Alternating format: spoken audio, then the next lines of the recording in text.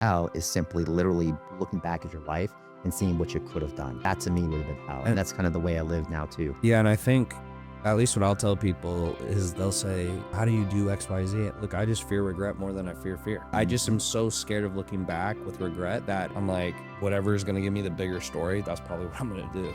Very much. So did you turn down a high paying job to get into this industry, and you basically, because you didn't know what was going on, you were basically taking a pay cut? Is that how it started? Yeah, you mean getting into like entrepreneurship? Yeah, Yeah. Yeah. I mean, so like basically like after I left the swim coaching job, there's two things that when you are like a swim coach, usually at small colleges, there's two things I have. Number one, you have to usually get your aquatic like director's license. So very simply, I had certain certifications to just run pools, right? And the second one is usually you had to get some sort of like CPR and ADD certification. So what I did is when I went actually into entrepreneurship, like I'd work the 5 days a week, Monday through Friday, and then I'd find a company that would contract out with corporations or hospitals for me to come in and do CPR and AED on Saturdays and Sundays. So, and that was like the first 2.5 years of entrepreneurial life. It's so crazy when I hear this stuff, because I feel like people who like have jobs, right? Let's say people have jobs, they're working just as hard. It's just like the vehicle isn't as good. So like all that work you're putting into that, you're probably working just as hard as you do now, but it's a little bit of a different vehicle. Oh my right? gosh, huge. Yeah. Huge vehicle. That's crazy. What was the moment you realized when you transitioned, you're like, this is what I was supposed to do? Do you feel like that now? Yeah, I mean, I think like I tell people business for me was never business. Business was never just about becoming rich. It was never just about wealth. I've never been that person. Like, I grew up, like I said, on a farm. We didn't have like very humble upbringings, like got great values, great work ethic, right? Boy, you grew up on a farm. I did. Yeah, that's everyone who grows up on a farm can work hard. Oh yeah. So, I mean, working hard, that's kind of why, like in some ways, like I get it. There's people that talk about you got to work harder, but it's one of the reasons why, like when I see people like, I'm so proud of how hard I work. I'm like, we would never talk about that. You got to get up at 5, go to bed when the work is done. So for me, but why I think I know I'm into what I love to do now is just twofold. So number one, I only like to work with people that are all in. Like that's the biggest thing I found for me over the years is that the difference for me is that I thought maybe I was going to build this huge businesses. I started and sold a membership site and digital marketing agencies and all those things. But what I do now, obviously, is you can call it coaching or mentorship there. But the entrepreneurs I work with there's just a different level of personality, all in, especially at the age of like 40. It feels like there's this period where you see people kind of like settle in life in their 30s and 40s. And then there's people that they're just going to go to a deeper level. And you can feel it as soon as you meet that person. That's who I love working with. It's funny you say that, because when I was doing fitness, that's where I started. After a while, I got a little tired of it because I was like, guys, like just eat less and move more. And it was just like, I didn't feel like my mindset's aligned. But then when you not always, they still have issues, but it's just, they're more serious, right? They're more assertive, they're more aggressive, they want to grow. And like, I like talking to people who see the world that way versus, maybe more, not bad, just maybe more normal. Very much. And that makes total sense to me. What do you think most people understand about what it means to be a leader? Because you work with a lot of entrepreneurs and you're trying to turn them into leaders. What do you think is the biggest misunderstanding? I mean, I think the first misunderstanding, and this is kind of maybe a hot topic take, but I don't think everybody's meant to be a leader. I think we got into this mindset that leaders can be taught and trained, but nobody's going to ever look at me as a 5'9", white guy, and they're going to say, oh, you're going to be a basketball player. Like you could be the next Michael Jordan. There's just talent. And at some point, that is something that, I've learned as a swim coach, right? When I'm going out there recruiting on the road, I'm not looking for just, somebody, oh, maybe you can be a great swimmer. No, I'm looking for different physical dimensions. I'm looking for different mindsets. I'm looking for different techniques. I'm seeing what their background and their training is. And so to me, like one of the first things when it comes to leadership is that very simply, are you actually talented enough to be the person who can actually lead? And I think there's different characteristics. It's not just a want to or a will. I think there is actually how you operate, how you think, how you can adapt. There are just some people who can just do a lot better around people and get more out of people naturally. We see it. It's obvious. You go to a school. I have a 6-year-old son, and I can see it on the playground. I can see the kids that everybody's gravitating toward and everybody's kind of moving towards there. Those are some leadership talents and some leadership gifts. And that's what I look for when I'm kind of finding clients for even myself or just in our team. It's like, really, hey, if you don't have that underlying talent to be really somebody who can lead, then you're a system player. And there's nothing wrong with being a system player, right? But you just want to get in, do your work, and go home. But the clients I know I work with, and a lot of people that probably are in your space or mine, whether they think themselves as CEOs or coaches or founders or whatever their title is there, they better have that skill to be able to speak and communicate in a way that people want to be moved by. And that to me is a talent that has to be worked on, but I think you're born with it. Okay, so that was what I was going to ask you. You think most people are born with this, not something they can pick up, or maybe they learn through their childhood? I think they can get better. I think they get better. Like anything, like you can be good at something, right? You can be like anything is that like, if I played basketball, I could have been good. I'm pretty athletic. I'm pretty good at myself. Like right now, working on my golf game, right? I have a 6-year-old son who's better than me at golf right now. Terrible. And so I'm like, dang it. So of course, what do? I go all in. I put the simulator up. I'm down there every morning. Like I do my hour in the gym and then I go hit golf balls for 30 minutes. And, I'm pretty good. I'm getting good at it there, but I don't know. I mean, would I ever been a great golfer? I don't know. But I think there's something to be said for that. And maybe this is a personal story is like, I spent my life trying to be the best swimmer I possibly could be. And I was pretty damn good, very good. But I worked harder. I was studying. I did everything I possibly could. And I got everything I could out of my body, but I never made the Olympics. Yeah. It's not a bad thing. It's just, I didn't have some physical talent to make me an Olympic swimmer. And I think it's the same as leadership. You can be a good leader.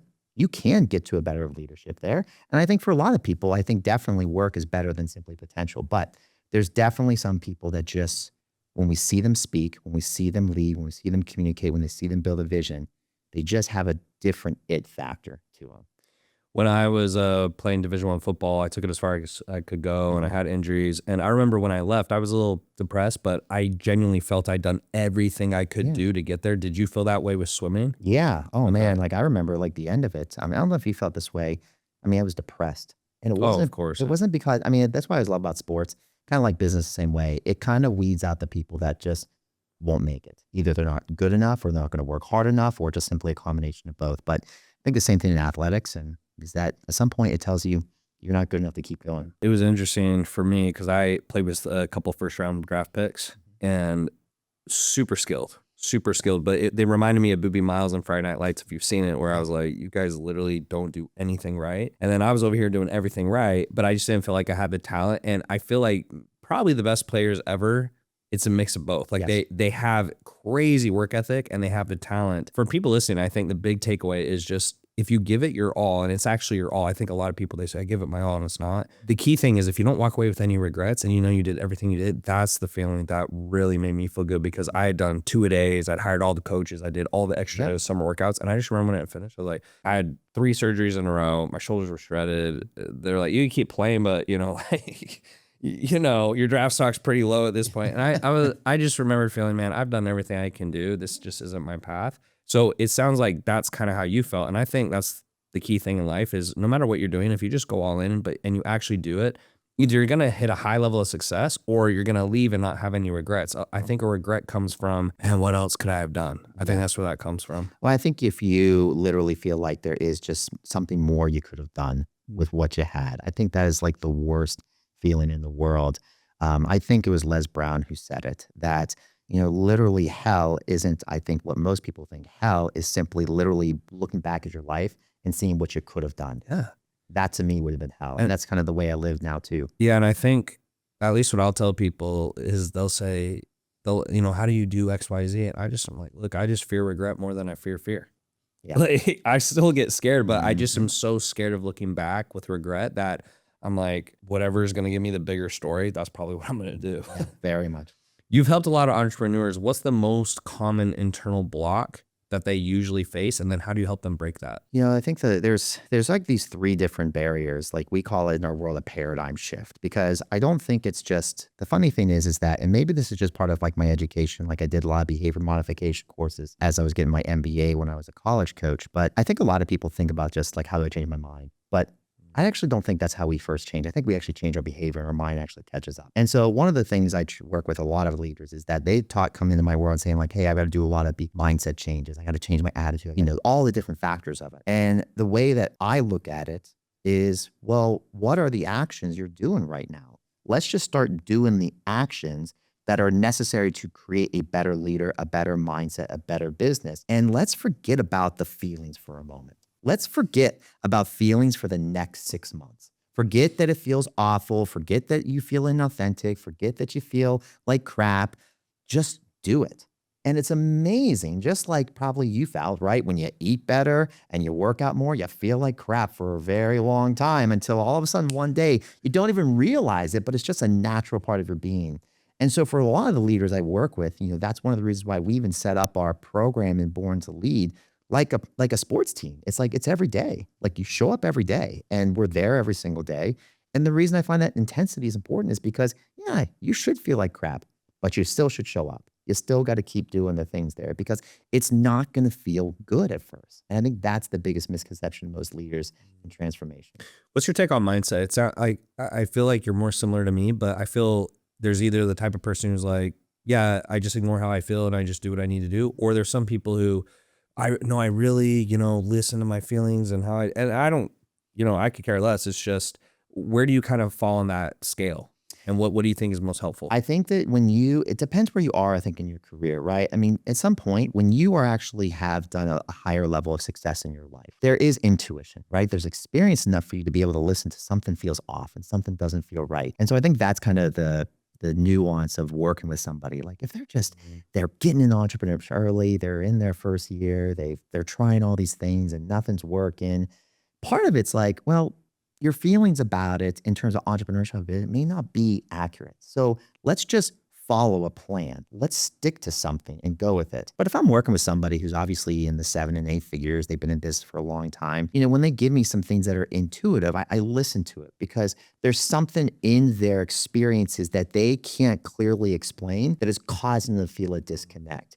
So I do think it's about where you are in your journey based on what that experience looks like for you. That's a great assessment. Yeah. Because usually for beginners, I just like, dude, just do exactly what I tell you to do and shut up, and so that I like that frame. How do you feel that you balance humility with authority as a leader? Right. I feel that's delicate balance for some people, and some people are a little too far on one side than the other. Yeah, I mean, I think the farmer in me always says there's always this challenge of being too humble. My father, who is, the most wonderful man, who's truly still one of my mentors when I think back to my life, he instills certain values, but there's also parts of my world where I will never go ask him for advice because he would give the shirt off his back for anybody and anything. And I've seen him do it other times. I told the story actually the other day on another podcast that has 40 chickens, right? And he has all these eggs. And so people come over and he sells these farm grade, eggs for $2 a dozen. I'm like, Dad, there's like $12 at the grocery store. Just sell them for 10. He's like, I don't have any issue with it. So I think there's this idea that, authority is simply how you actually create a standard for yourself and what you're willing to accept. And people, to me, will feel that difference when you speak to them. So if you show up on camera, I don't think you have to force authority. I think you have to speak at a standard of what you're willing to accept and what you're willing to accept from others. Love that. What daily or weekly rituals do you rely on to maintain clarity and confidence, if any? And you might just be like, do I just get up and go? But people are always very curious about that. Yeah, there was the morning routine, right? What's the biggest morning routine there? Yeah. I tell people I've been doing 3 things the same for 20 years. And it's not this, Andrew Huberman, scientific approach, but it works for me. The first thing I do is I literally get out of bed and run to the gym, wherever that gym is. And now at home, it's downstairs with 2 little ones there. I got to get up, get the gym so I can get them for breakfast. The second is I drink a very specific green shake. I've been drinking this green shake for 20 years and I'm not a licensed medical doctor, but I used to have bad allergies, bad skin, and I've been drinking this shake for 20 years and I rarely have any allergy issues, any health issues. So I feel like it's kind of like my elixir in life. Are you able to share kind of what's in that? Yeah, it's not even complicated. It's spinach and kale, it's cucumbers, it's parsley, it's ginger, it's flaxseed. I put a whey protein in it. And I feel like I'm missing a couple ingredients here.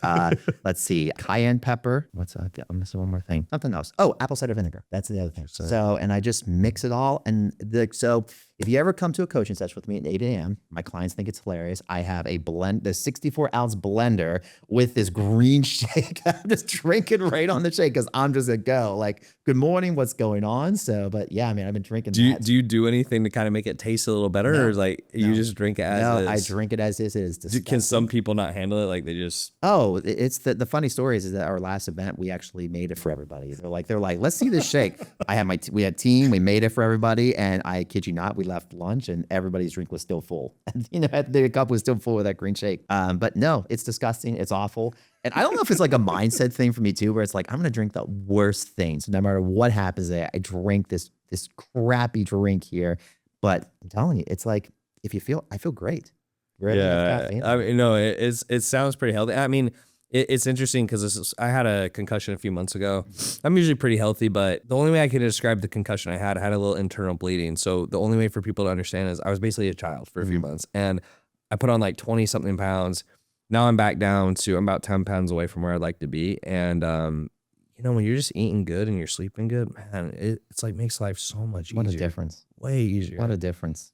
You're doing 1.5 to 3 million a year, I believe. What's the revenue model behind Board and Leaders? Like, do you do more courses, mastermind, private clients, a mix? Like, a little bit about the business. Yeah, I'm pretty simple. You know, I've always been somebody who's just and I know people talk about you should have one offer. I just think it's almost like if you have like a swimmer, like you have one program. You build one program, that's something that works. And so for me, there's three things that matter to me. So number one, we have a hybrid of what people would describe as group coaching and one-on-one, right? So we have like one-on-one coaches and group coaches in there because I do believe it's important for people to have intimate access and intensity access. The second piece of it there is that we actually do live events with them. I believe getting together, doing something really intense together. I think that's a very important part of it. And then the third part of it is that there is very simply monthly challenges, like monthly things that you should be doing to grow your business. I think that there's something about, we actually ask our clients if they want to choose it because it is a challenge. And so what I think is actually important is that we have these like kind of two silos of growth.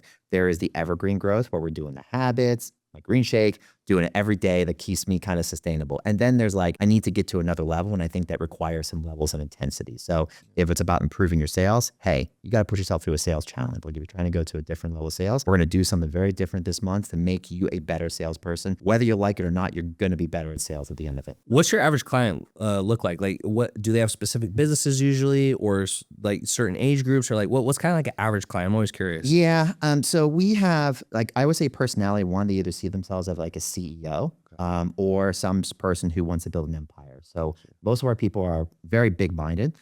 Second for them, revenue-wise, they're usually anywhere between, the lowest client's really doing about 10K per month. And that was just the exception. But generally speaking, they're doing about like, if they're in the coaching industry, they're probably doing like 20 to 50K per month. If they're more of an like e-commerce product, they're probably doing like 100 to 150K per month. So they're bigger clients, you know, in terms of like the entrepreneurial world. And then the third thing is that they have to be selling something high ticket. So high ticket for me is just anything that's at least four figures. Like, you know, I mean, I can't get into the $97 things with people there.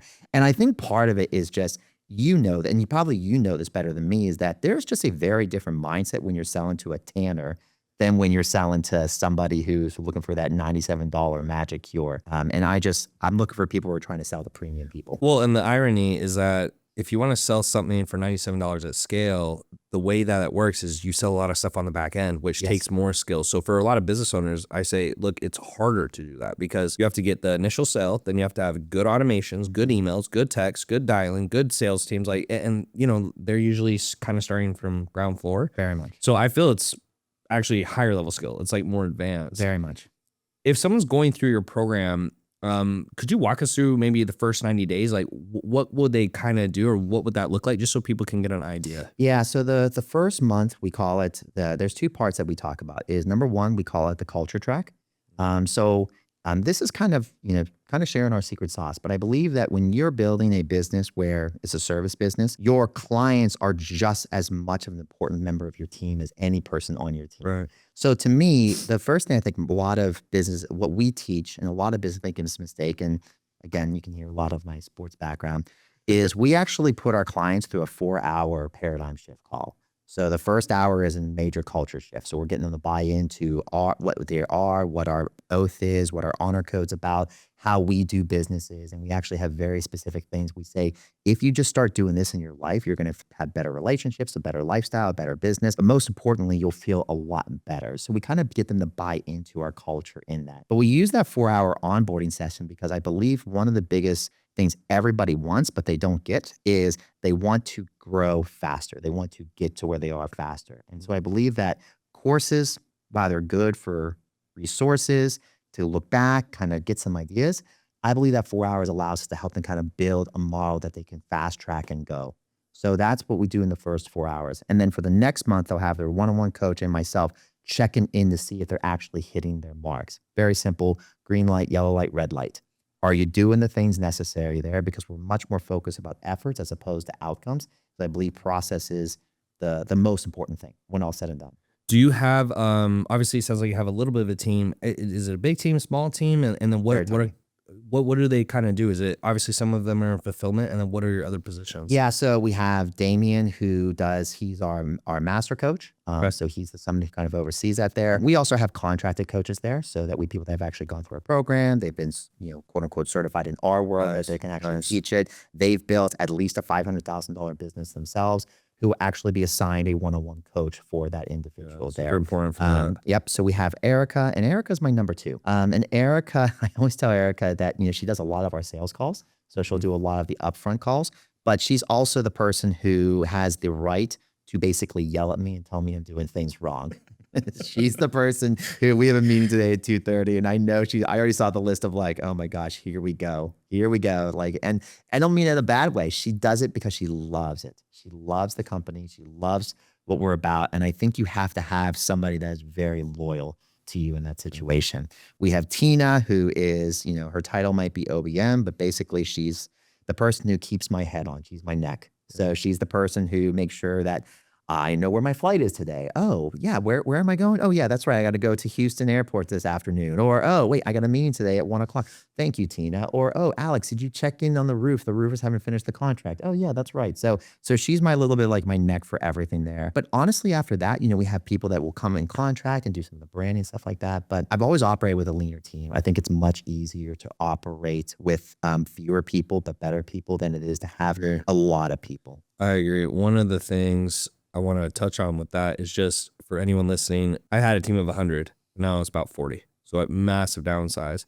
And the big thing I notice is as you kind of get bigger, you get a little bloated, and maybe someone's doing a job, but like they should really be doing like 3 things. And so as you get smaller, if you take your best players, a lot of the times a good player can handle 2 or 3 more things than maybe an average person. And so I highly agree with that. Most people listening, I think they should have a tighter team. Well, and especially now, I mean, listen, we all know AI and everyone's going to have their pieces on it. But I mean, at this point, I think, I don't know if it was you or somebody else I was talking to through social media, but I mean, there's going to be a billionaire solopreneur someday. Oh yeah, probably. It's going to happen within the next 5 years. So the idea of like having a team is, I think, also going to be one of those questions of, do you actually want a team or not anymore? Yeah. I think it's gonna be a big question. I know for me personally, I'm an extrovert at core, so I hate being by myself all day. So I at least have to have people so I can just literally shoot the talk with at some point. Yeah, I think you need to learn to have a team. I think like it's a skill, like you said, AI might make it where you don't, but I think right now to build big businesses, you may need a 100%. Team, but people still,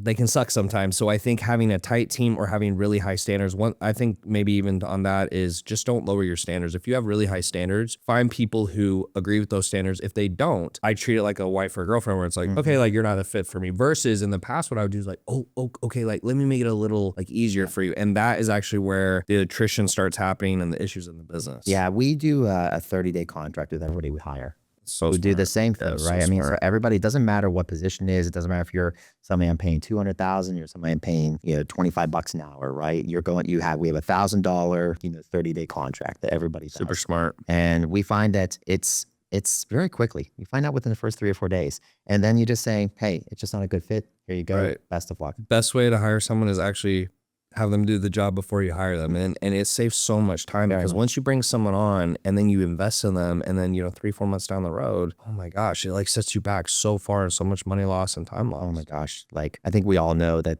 a lot of the waste of money and time is indecisiveness with people, with programs, with yourself. I mean, it's just decide and go. What's your sales process look like? Do you have anything unconventional? Is it organic? Is it ads? Is it a mix? This varies so far across the board. And I was talking to someone who does billboards. Yeah. I've never met anyone who does that. So like, how do you make your sales usually? Yeah, we are, we're all organic, but it's probably broken down into two different avenues. One, from a lead generation perspective, is we use Instagram a lot. That's where I've had the most success in just reaching out to people in that way, and just the videos that we create on there. So we spend a lot of time on Instagram, and we have, I'll talk to the sales process because it's the same regardless there. And then we have, for lack of better words, an affiliate program called our Champions program there. And that's for basically every client that's in our world there. And that's very simply, obviously, we give them a fee for when we get people from our. Do you get a lot of affiliates from your Oh, clients? yeah.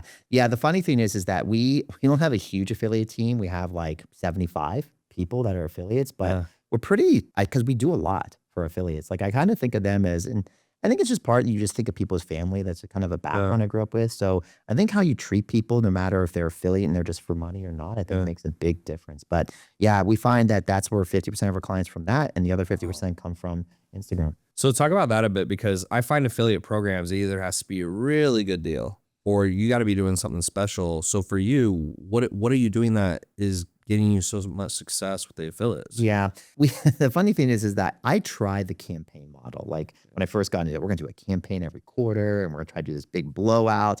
And what I found was interesting was it attracted people that were just 100% about the money.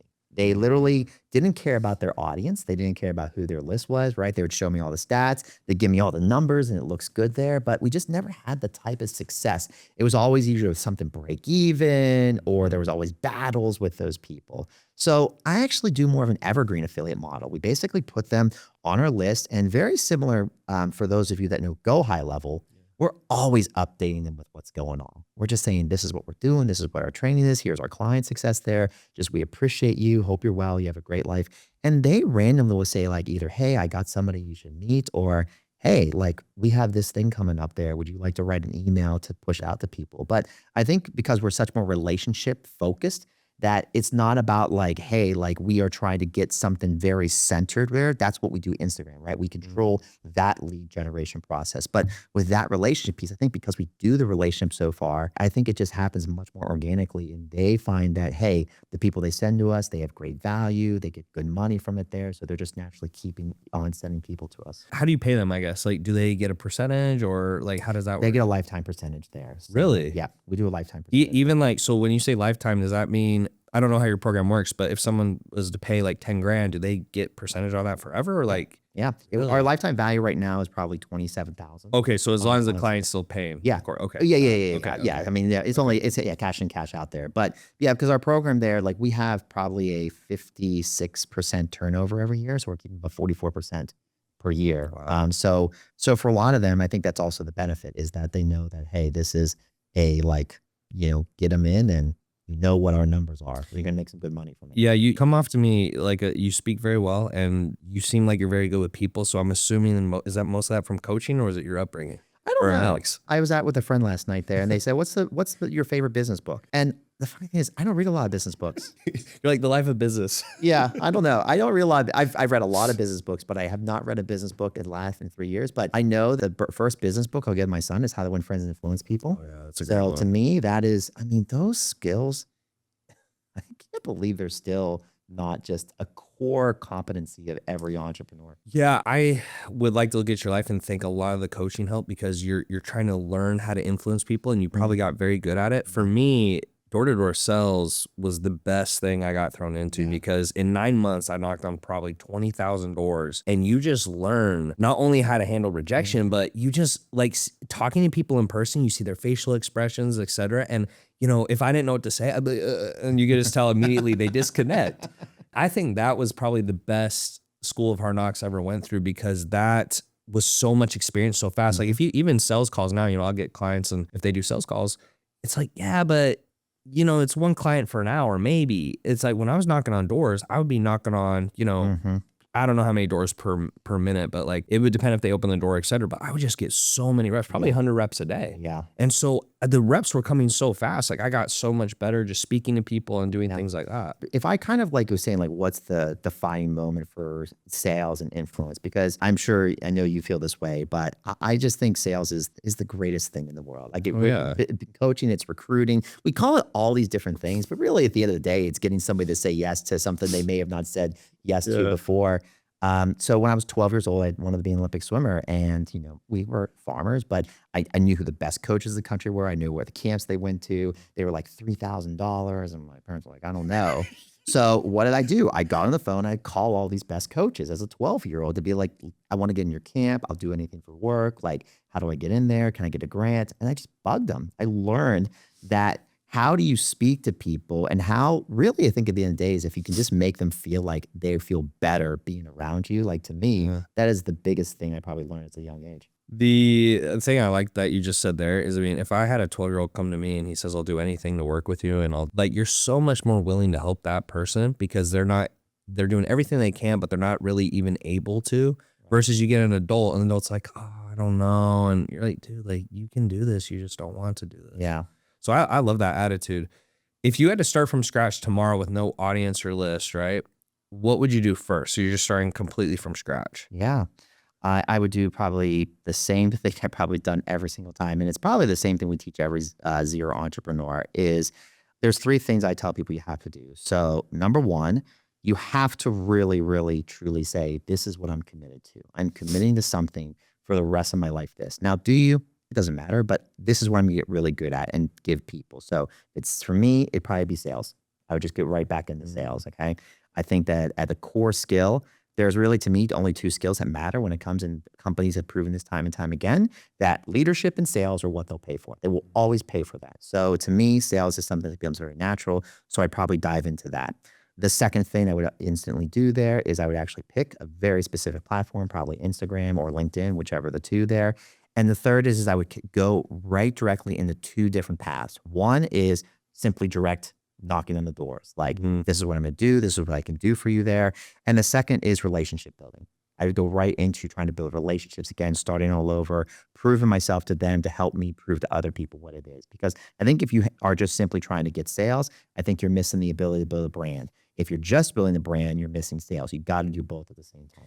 Is there anything you did specifically that taught you sales? Because again, like it just seems like you just start. When did you start on this path? When you switched from coaching? 31. So when you switched, did you really have any quote unquote sales experience at that point, or you were just getting into it? No, I mean, not the typical quote unquote salespeople, which I honestly, Tanner, I'm not gonna lie. I'm so glad I didn't do the freaking general sales skills that most people do. So the hard knocks for me was when you are a college coach, I'm just gonna say this, and this is for a lot of coaches in business too, that they show these accolades of testimonials, right? Like a great coach to me is taking chicken poop to chicken salad. Like if you got a client who's making $5 million and, oh, they just had $100,000 launch, great, awesome. They were going to do that probably without you. So to me, coach that, and the same thing for swim coaching. So the job is to get great swimmers. So the best part about my growth as a swim coach was that I never was working at all scholarship schools. So I had to recruit great swimmers without any funding. Which is tough. Which is, getting to get. How did you pull that off? Do you feel like you pulled that off pretty well? Yeah, we built us 2 national caliber programs there. It finished top 20.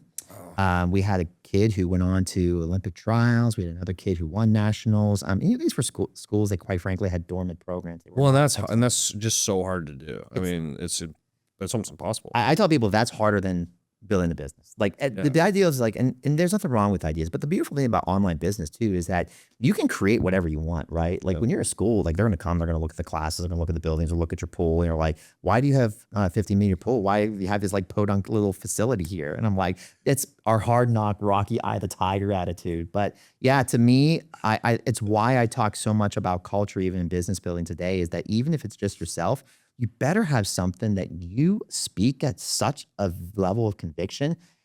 Somebody's going to go look beyond what you have. That to me is how you win, right? In any business. Yeah. I mean, kudos to you for doing that, because, when I was going through the ranks and, colleges and get into Division I, that was like a big thing for me. Like I go there, I'm looking at the facilities, I'm looking at the opportunity to play, and like they could say whatever they want. I was like, so like kudos to you. That's pretty hard to do. I think I've seen you mention you're grateful for your failures. What was your most painful business failure? And then how do you think it shaped your philosophy? So 2018 business failure. 2018 had a digital marketing agency. I already sold another business. Found a team kind of found me. They kind of hired me. And they said like, we want you to kind of come in. They had great people in social media, great people in sales, great people in website, and they're like, we need somebody to steer the ship. And I saw this as kind of the white whale. I was like, this is the company we can really blow up. And it was very obvious to me the goal. The goal was they could not see where the opportunity was for them. And so when I got there, we built basically a digital marketing agency for franchises.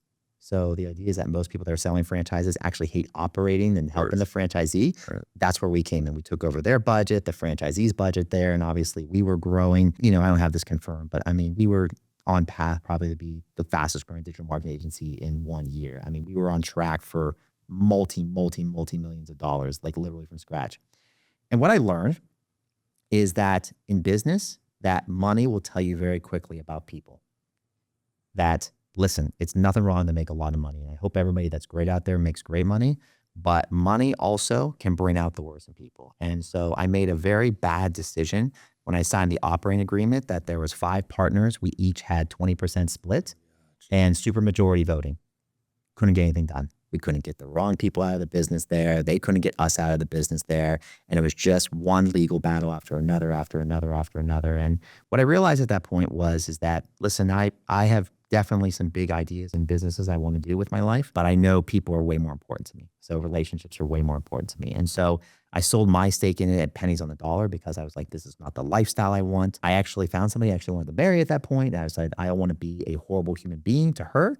So that was the decision. I let go of something that I thought could have been the most incredible thing. And it took me about a year to kind of get over that and get through that pain to kind of figure out what I was doing next. What would you do different? Would it just be the fact less partners maybe, or someone has majority so that the decisions get done? Or I think majority is for sure. Anybody asks me about partnerships, I say somebody should be the majority owner in the partnership there. It depends when it starts getting the publicly traded companies and you're starting to try to do some different like crowdfunding sources like that. But if you're really planning on turning it into a cash cow, then I advise somebody to keep the majority of the equity there, because at some level there does need to be a person who can steer the ship. Even if everybody else disagrees with it there needs to be somebody who is taking charge and ownership of it. And I think equity is the place that kind of allows that person to do so. Did you ever have an identity crisis, so to speak, while building your business? How many? Which one do you want me to go through? But I mean, the answer is yes, all the above there. Oh yeah. When I hear people talk about money mindset, I tell people like, listen, I grew up on a farm. I grew up on a place where you're supposed to grow your green beans and kill your cows, and that's what you put on your dinner. And you should be grateful if somebody gives you money. So when people talk about money mindset, I get it, right? I understand the challenges of saying like money has some factor to it. But I think once you start realizing, for me, is that I think it's always the same evolution is what are you giving so much power to that is actually controlling you? For some, maybe they haven't made money. For me, it was money. Money controlled me because I didn't have a lot of money. So it controlled me because I was chasing this money thing, right? Then it was people. I wanted to be loved. I wanted to be appreciated. So I would hire people because I liked them, or I'd work with clients more because I wanted them to like me, right? I wanted to do good by them there. And I realized that when I let go of like the validation, I need to be accepted by others, right? That was an identity shift there. And even to this day, and I know I was talking to Raul just a little bit about this, having kids, right? That changes your identity. So like who you are, like what are the boundaries and stuff like that? Because I was around these parents that would always say, you got to be different. You can't have a big business. You can't do this. Like you got to settle down. And, I think it's this idea of like, you got to let go of what other people's narratives are for you to really hear your narrative. So that's always been the identity shift I've made. Yeah, I love that. One of the things that I'm a big believer in is you just got to really focus on the way you want your life to be, because man, everyone's got an idea how it should be, and the reality is like nobody knows. Like that's how I feel. I just feel like everyone, this is how it should be. It should be like this. Yeah. Like you can really do whatever you want. So that's really got to be internal, and that's where you're going to feel the most fulfillment. Was there ever a moment you considered quitting? And if so, what stopped you? No. Really? No, I've quit things because like it just was, I was ready to move on to something. But you know, this idea of quitting, I mean, I think if we'd quit, right? Let's be real. Like we obviously, I quit swimming at some point. I don't swim anymore. But I think there's this idea like, are you quitting because you still want to do something or are you just done with it? And I think that's a big line. When I was done with something, I was done with something. So I guess you could call it quitting. But for me, quitting to me is this idea, I want something, but I'm just not going to keep working towards it. Yeah, very well said. What's your take on the rise of kind of the alpha influencers or the business bro culture that's going on right now? I'm sure you love it. It's my favorite topic there. You know, we have my world of clients, they're kind of this beautiful blend of people that like, the running joke in our community is that everybody that's been on the call with me has cried. Really? Yeah, I'm a pretty you're such a good speaker, and it's like I'm always so curious, you know, where that comes from. I'm assuming coaching, but I just talk to so many people when someone is good. It's not even that I know they're good. It's just like you're way better than most people I speak to. Oh, well, you know, appreciate that. Yeah, Thank you. yeah. But yeah, I don't know. I mean, to me, like I said, like I like golfing as a swimmer, but I think that's why I kind of like, I feel like speaking and influence is a natural talent of mine. It's always been something since my dad tells the story that one time he came to pick me up in second grade and there was the nun who I had my arms around. She was crying in my shoulder and she goes like, what did you ask her? And I went up to her and I just said like, it's going to be okay. I know you're having a rough day there. So I just think there's just a different level of empathy, but the bromance culture, I'll tell you, I think the positive side, and I actually tell my clients this, is that if you are an empath, if you're very feeling touch-based, the thing you have to learn from the bro culture that maybe you don't prescribe to is a lot of them are going for it. A lot of them are just sucking it up and just continuing to go for it, ask for the sale, working harder. So there's something to be said for this idea of like, hey, if you're thinking bro culture and there's just you can go for it, maybe there's something inside there you need to learn that's triggering you. Just like I could talk to somebody that's in the bro culture and they're looking at these people that are touchy and feely and, you know, they're like weak, but there might be something you need to learn from them as well. So I think you got to look at both sides. And this is not me trying to sit on the right fence because believe me, a lot of the putting people down, hate it.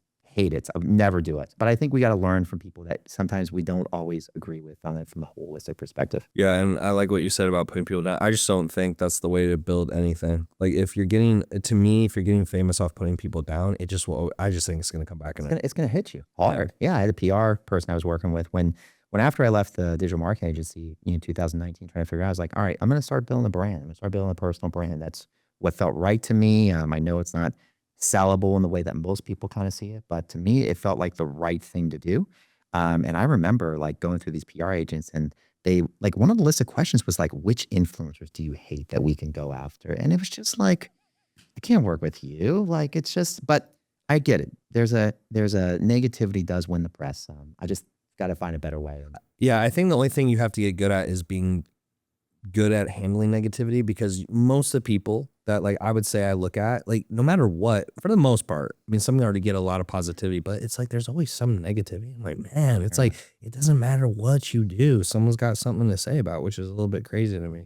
What traits do you think separate a quote unquote true leader from maybe just like a content creator who looks the part? Yeah, it's why we used to have an influx of influencers that would come into our world, and we kind of lost them. And not because there was anything wrong with what they did, is that I think there's just this different level of commitment, what you're trying to do. I can talk about my wife. My wife is the most incredible mom. And it's just because she's just committed to it. Like you can just feel it, right? And I know most parents are like, yeah, I'm committed to kids. You're right. But is that how you feel about your business? Is that how you feel about your team? Leaders just continue to show up. They continue to do the things that are right. Are they perfect? No. Do they make mistakes? Absolutely. Do they royally F up? 100%. But there's just something about that leader that I appreciate, the person who's just holding that cup of coffee. They look miserable. They look tired, but they showed up to the office at 6 a.m. because that's what they told the team they would do that day. Like that person to me has leadership traits. Have you ever coached someone who's successful, but maybe they're secretly miserable? And if so, like, how do you coach them? Almost exclusively there too. No, I think that when somebody comes to me because they want to grow a business, generally speaking, like why do they want to grow their business, right? That's like one of our first core questions. Like, okay, for a lot of my clients, they're making good money. Like they're making really good money. They have good lifestyles. Why do you want to grow a business? Because I always have this tough luck conversation with everybody. Is like, what if you just continue to have the business at this level, but found fulfillment in a lot of other ways? Would that be better for you? And we lost a lot of clients for that. So when I say that they're miserable, I don't know if they're miserable in terms of like, oh my gosh, like I'm depressed at my core and I need to get psychological help. But I do think when somebody that is trying to build something great, they have characteristics, and I think you see this in yourself. They are highly, highly perfectionist, right? They want everything to be excellent. And as a result, they see a lot of the scratches and bruises and things that won't work. So they're always trying to create higher levels of systems, higher level efficiencies, always better habits, always these better things. And so for that person, it's not just about like, I want to hit the next level. It's the question of how do you continue to live with yourself, be able to see all the problems that you're continuously seeing and still love your life? That to me is a question that a lot of my leaders and I go through. What role does masculinity play in the way you lead or teach you leadership, if at all? Yeah, it's, I think masculinity is very simply having a stance. Like to me, the stance I continue to have for leadership, for business is not good or evil. It's just how you do business, how you show up for people. I think that's where my masculinity comes in. So I think it plays a very specific role. Like our audience, like my core client, we'd have probably say like 65 or 70% are women. And Really? yes. Why do you think that is? I don't know. I actually don't know. We try to look at it from a lot of different factors. I have no idea. Like we have looked at maybe it's a messaging thing, maybe it's a branding thing, but we've never really said we focus on women. So I don't know. The only thing that she says is that you're very, very comfortable when people are having breakdowns. Like you're very, You can very handle that storm. yeah. Like if somebody has this emotional train wreck, whether they're yelling and screaming at you, Alex, and blaming you for everything, or they are talking about this, like you have the ability to have them feel seen and heard in a room of 100 people without feeling like it's awful. So that's the only thing I can think of is that somehow, maybe it's just natural, but we help people feel comfortable. What values do you hope your children or future generations learn from watching you build? Well, I love that question because I just literally talked to Lincoln about this the other day, that the one thing I think is just simply honesty with yourself. I think there's times, I think we all know the world, you can't always be honest with everybody at the times, but I think you can always be honest with yourself. You can always be truly looking at yourself and just say, did I do my best? Did I do right? Did I do what I believe is right for me? I think the next thing is integrity. And integrity, I think we get this word of like, oh my gosh, like it's always doing the right thing. I think it's living up to what you say you're going to do.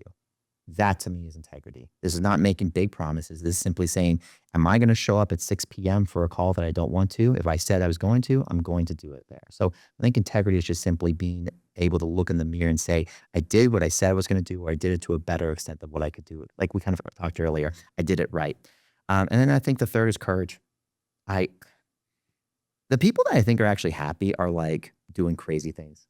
I think the people that are actually really enjoying life, they're spending all their money traveling the world, or they're putting all their money into a business, or they are quitting jobs and trying to do the crazy things. The people that everyone looks at and judges because it's so out of the norm, I always see those people as really happy and content. Yeah. So to me, that's courage. It's just, are you doing something that literally gets your nervous system to tingle to the point where you don't think you're going to do it, but you do it anyways? Yeah, I love that. I've tried it. I try to live that way at least. Like what I feel my best when I'm trying to grow and I'm pushing myself. When I start getting complacent or it's like, oh, everything's good. I just kind of feel like what's the point? This feels very boring. Yeah. I don't know if this will resonate with you, but my wife is which I always tell her she would be the perfect architect in a company. She's, like she'll come home and like I will move the fork from this side to this side. She's like, why is that fork over here? So she's a perfect systems in place.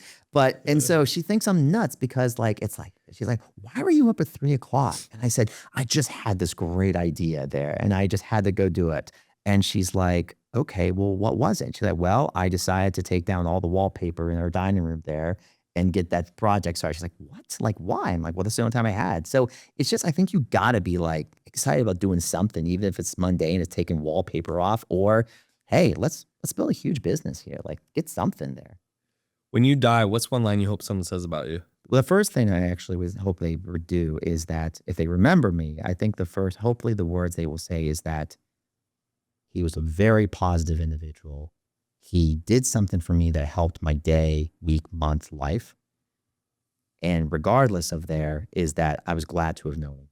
Very simple. I think this idea of legacy, I think we all want to have some core thing we leave behind us there. But, this idea of being remembered, I used to want that, right? I want my name to be everywhere. And if that's where it ends up being, that's great. But, I do think at some core level of legacy, very simply, is just, did you do the things that you wanted to do? Because I do believe in a heaven and hell. And I do believe that hell truly is looking back and, Satan or God saying to you, that's what it could have looked like if you just worked harder. Terrifying. And I think at the end of the day, that comes down to how you treat people. I love that. Yeah. I really resonate with what you say there. Just like fear of regret. It's crazy, but it just pushes me so hard. Even when I was young, I remember thinking, you only get one shot at this. Like, you can't relive your 20s. And like that's kind of shaped a lot of my decisions. What legacy does Born Leaders leave behind after you're gone? Yeah. It's the company, even though obviously being the personal brand of the company there, it's bigger than me at this point. The company that when we're behind there, I think I'm very, very grateful that we have, we have obviously people that build 7 and 8 figure businesses, and we have people that are doing some incredible things, brands that are way bigger than myself that are in our organization. But the legacy I want the company to leave behind there is that I want us to make a different stamp on leadership at its core. That I believe that the greatest leaders haven't been even found yet. That I think we are actually finding people who may have been too scared, may have not been seen, may have not had the right experience. Like, we kind of think of ourselves as the misfit toys a little bit, that we actually said there is a place for you on this planet. And quite frankly, it is not at the typical surface level that most people think of life. You're meant to play up here. So I'm actually very grateful that literally the legacy behind us is that we are going to leave thousands and thousands of leaders behind us that are continuing to shape other business leaders for tomorrow. That to me is our legacy when all said and done. Gonna move in a lightning round. So just rapid fire. You can take as much time as you want, but I got a couple rapid fire. So best investment you ever made under $500?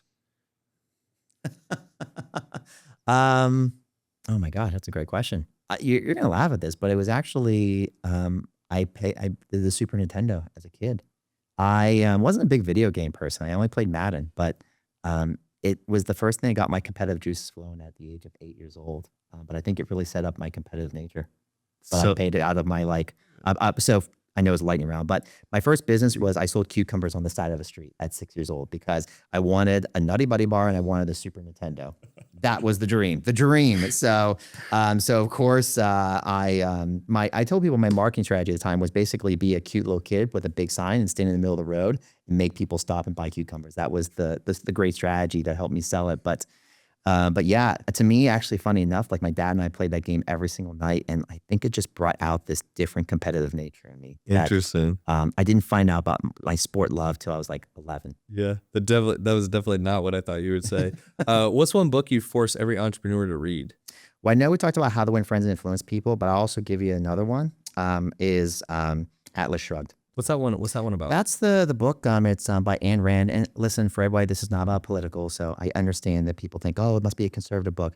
I believe what it actually teaches people is that there are characters in the book, and I think you're going to identify with a character in it and see who you are. And I think for a lot of entrepreneurs, there's a character in the book that he is questioning where he's supposed to be in his life. And he's being told by certain people, nope, this is the job, this is how much money you're supposed to make there. And then he finds this secret world where he's actually supposed to live, where great people go.